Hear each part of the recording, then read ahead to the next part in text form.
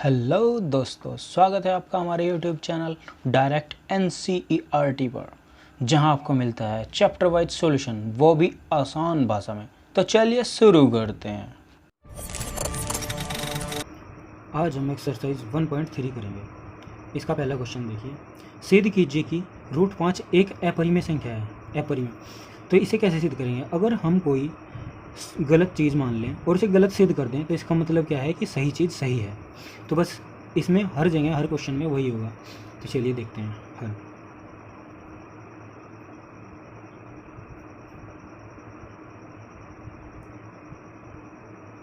Question number √5 इसके विपरीत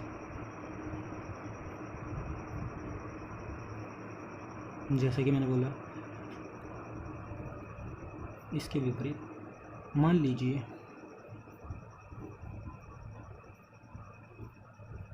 कि √5 एक परिमेय संख्या है।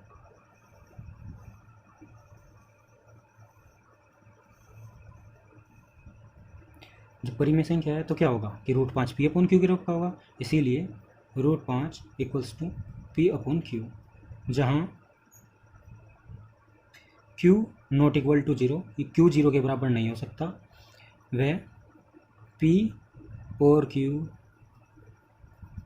पूर्णांक हैं तथा P, Q में एक के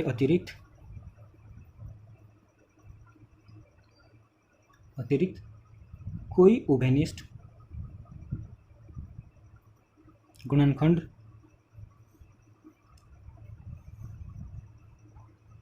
नहीं है। अब देखो, √5 ये Q इधर चला गया, यानी Q √5 बराबर P होगा। दोनों तरफ वर्ग कर दो तो क्या होगा, Q √5 का स्क्वायर = P का स्क्वायर। तो Q तो 5√Q बराबर P²। तो इसका मतलब क्या है, ये समीकरण 1 मान लो। अतः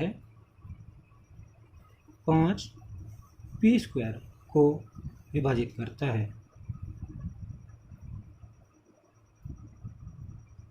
वो कैसे? क्योंकि 5 इधर मल्टीप्लाई का इधर जाके डिवाइड में, यानी इधर गुणा का इधर जाके भाग में, तो यानी P² को विभाजित करता है।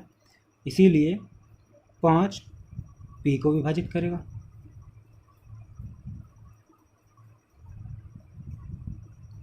P को विभाजित करेगा, क्योंकि P² को करता है तो P को भी करेगा। समीकरण 2। अब माना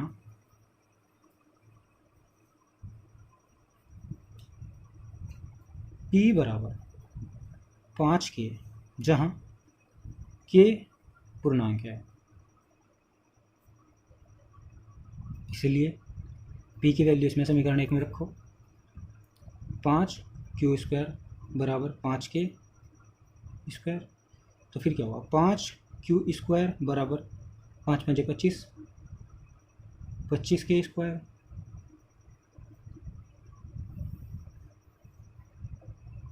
अब देखिए 5 जो है इधर आके डिवाइड में चला जाएगा, तो Q² बराबर 25/5 K²।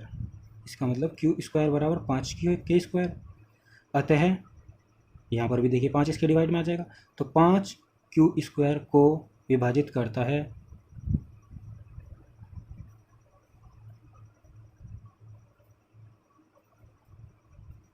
इसलिए 5 Q को विभाजित करेगा।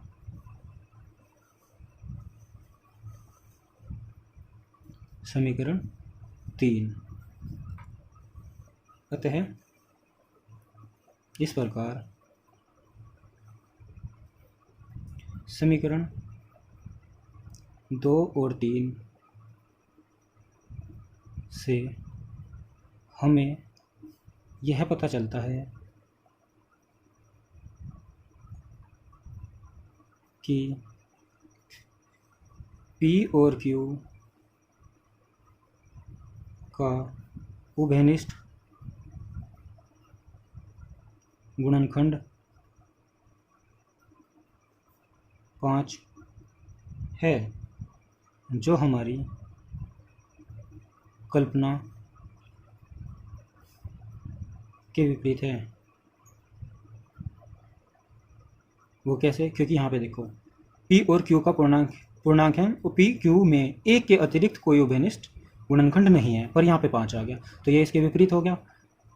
यह है, इसलिए यह विरोधाभास हमारी त्रुटिपूर्ण कल्पना के कारण हुआ है कि √5 एक परिमेय संख्या है। अतः √5 एक अपरिमेय संख्या है। तो इसका क्या मतलब समझे कि हमने p √5 वैसे तो परिमेय है, वहाँ अपरिमेय है, पर हमने परिमेय माना इसको और परिमेय ही सिद्ध कर दिया। तो इसका मतलब ये गलत था और गलत बात हमने सिद्ध कर दी, तो इसका मतलब सही बात सही होगी। तो √5 अपरिमेय है और अपरिमेय ही सिद्ध हो गया। ठीक, चलिए अब क्वेश्चन नंबर 2 देखते हैं। सिद्ध कीजिए कि 3 + 2 √5 एक अपरिमेय संख्या है। इसमें भी इसी तरह ही करेंगे। सॉल्यूशन, माना 3 + 2 √5 एक परिमेय संख्या है।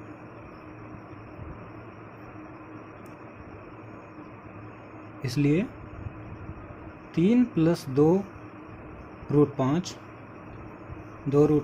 बराबर p/q, यानी p/q के रूप का होगा, जहाँ q ≠ 0 है, p व q दोनों पूर्णांक हैं तथा p व q में एक के अतिरिक्त कोई उभयनिष्ठ गुणनखंड नहीं है। तो 3 + 2 √5 = p/q, p/q। अब 3 प्लस का इधर जाके माइनस का, तो 2 √5 बराबर p/q - 3, 2 गुना में भाग में चला जाएगा इधर। तो √5 बराबर 1/2 ऐसे लिख दीजिए, p/q - 3। तो चूंकि p, q पूर्णांक हैं, इसलिए 1/2 1/2 p/q - 3 एक परिमेय संख्या है, क्योंकि ये फिर भी p/q के रूप में होगी, कुछ घटा दिया कुछ से गुना कर दी। इसलिए जब ये इसके बराबर √5 है तो √5 भी परिमेय होगी, √5 भी एक परिमेय संख्या होगी। परंतु हम जानते हैं कि √5 एक अपरिमेय संख्या है।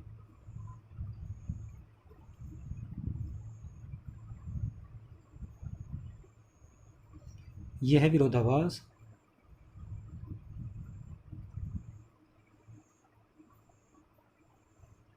हमारी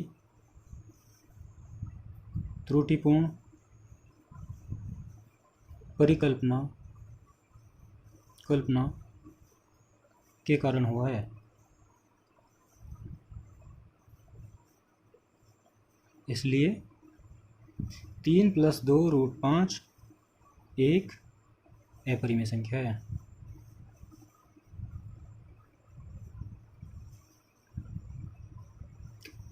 कल्पना के कारण है। इसके बाद एक मैंने लाइन छोड़ दी जो कि आप लिखना चाहते हो तो लिख सकते हो, जो कि पिछले क्वेश्चन में दी हुई थी कि 3 यहाँ के बाद कि कल्पना के कारण हुआ है कि 3 + 2 √5 एक परिमेय संख्या है।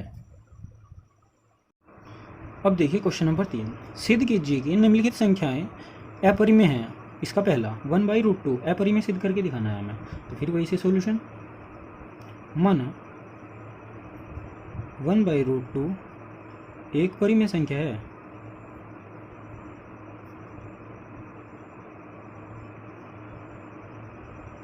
क्या है, इसलिए 1/√2 P/Q के रूप का होगा, जहाँ Q बराबर नहीं है 0 के, वह P, Q पूर्णांक हैं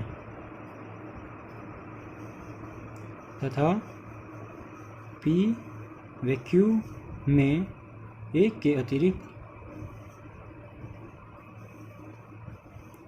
कोई भी उभयनिष्ठ गुणनखंड नहीं है।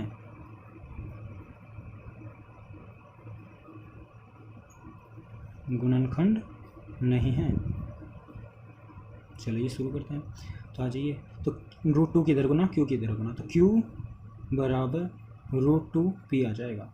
वर्क कर दो इसका, Q² बराबर 2P²। तो इसका मतलब क्या है, समीकरण 1 मान लो इसको। अतः 2 Q² को विभाजित करता है, इसलिए 2 Q को विभाजित करेगा।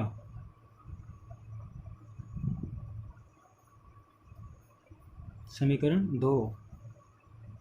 अब माना Q बराबर 2K है, जहाँ K पूर्णांक है। Q का मान इसमें रखो, तो 2K² = 2P²। इसे खोलेंगे तो 4K² = 2P²। 2 से डिवाइड करो तो 2K², 2 से भाग, इधर गुना का इधर भाग में है, तो 2 दूनी 4, 2 बच गए। 2K² बराबर P²। अतः 2 P² को विभाजित करता है,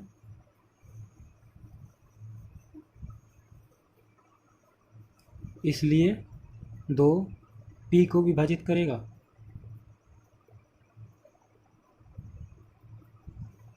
समीकरण 3। इस प्रकार समीकरण 2 और 3 से हमें यह पता चलता है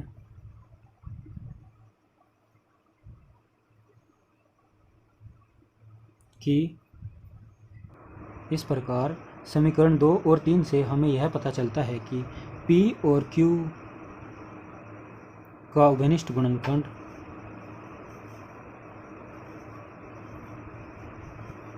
गुणनखंड 2 है, जो कि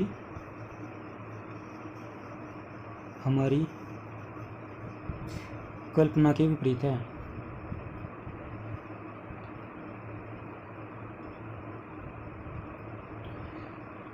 यह विरोधाभास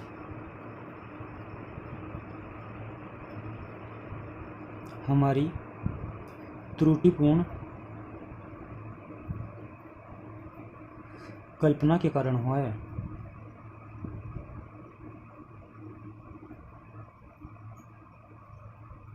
कि 1/√2 एक परिमेय संख्या है, अतः 1/√2 एक अपरिमेय संख्या है।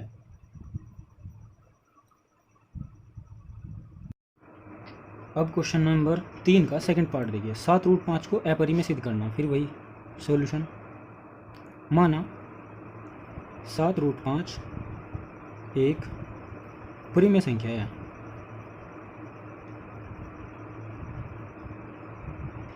इसलिए 7√5 बराबर P/Q के रूप का होगा, जहाँ P, Q पूर्णांक हैं तथा Q ≠ 0, यानी Q 0 के बराबर नहीं है। और P, Q का एक के अतिरिक्त कोई भी उभयनिष्ठ गुणनखंड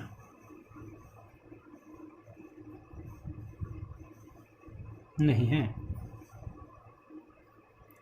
इसलिए रखो 7 रूट 5 बराबर पी अपॉन क्यू। 7 गुना का इधर आके भाग में, तो रूट 5 बराबर पी अपॉन क्यू, यानी 7 रूट क्यू गुना में आ गया, इसके भाग में आ गया, इधर गुना में था। तो क्योंकि पी कोमा क्यू पूर्णांक है, इसलिए पी अपॉन 7Q एक परिमेय संख्या है।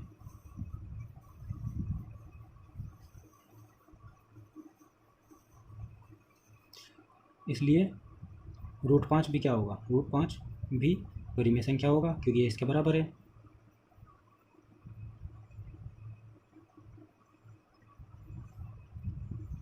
परंतु हम जानते हैं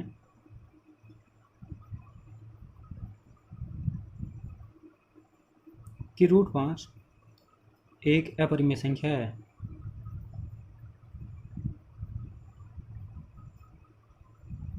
अतः यह विरोधाभास हमारी त्रुटिपूर्ण कल्पना के कारण हुआ है। इसलिए इसलिए 7 रूट 5 एक अपरिमेय संख्या है।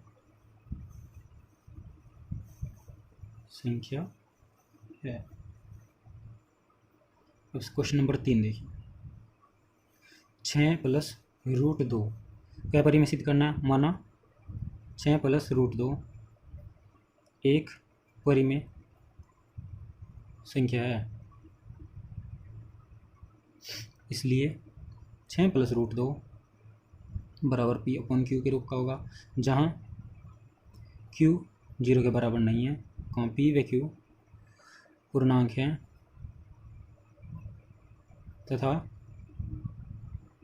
पी व क्यू में एक के अतिरिक्त कोई भी उभयनिष्ठ गुणनखंड नहीं है।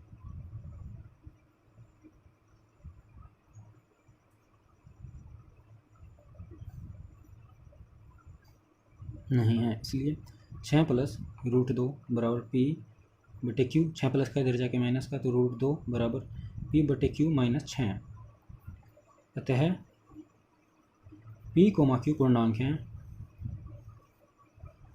इसलिए पी बटे क्यू माइनस 6 एक परिमेय संख्या होगी।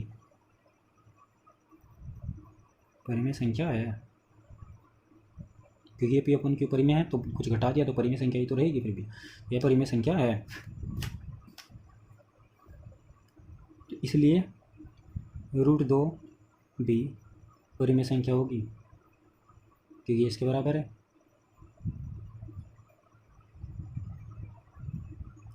जो कि होगी, परंतु हम जानते हैं कि रूट 2 अपरिमेय संख्या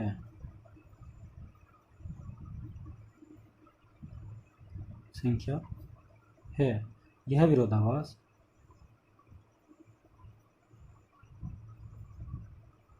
हमारी त्रुटिपूर्ण कल्पना के कारण हुआ है।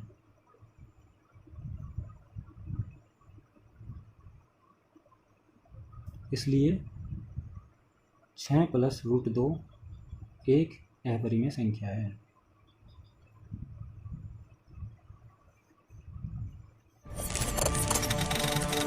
तो दोस्तों, अगर आपको हमारा वीडियो अच्छा और हेल्पफुल लगा हो तो चैनल को सब्सक्राइब और वीडियो को लाइक करें। और यदि किसी क्वेश्चन में आपको प्रॉब्लम है तो कमेंट सेक्शन में जा कर के पूछ सकते हैं। तो मिलते हैं नेक्स्ट वीडियो में, तब तक के लिए धन्यवाद।